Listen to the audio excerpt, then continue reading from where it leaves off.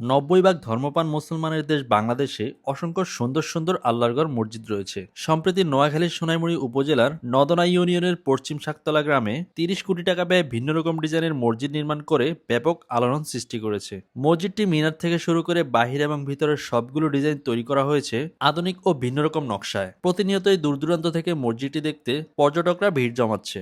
আলপালা মসজিদ আমাদের সোনামুড়ি উপজেলার এরিয়াতে আছে। এখানে এটা খুব সৌন্দর্য মসজিদ। আমাদের মসজিদটা চালু হয়েছে রোজার থেকে।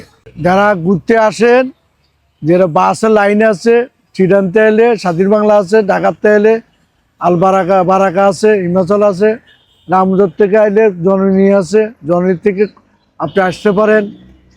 তারপরে সোনামুড়িতে আসলে জননীতে, হাজিগঞ্জতে এলে জননীতে আসতে পারেন। এখানে নামবেন নতুন মসজিদ বলে আপনাদেরকে নামাই দিব এখানে। তো বন্ধুরা, নোয়াখালী সোনাইমুড়ির আলফালা জামে মসজিদটি আপনার কাছে কেমন লেগেছে তা অবশ্যই কমেন্ট বক্সে জানাবেন। আর সুযোগ হলে কখনো একবার ঘুরে আসবেন।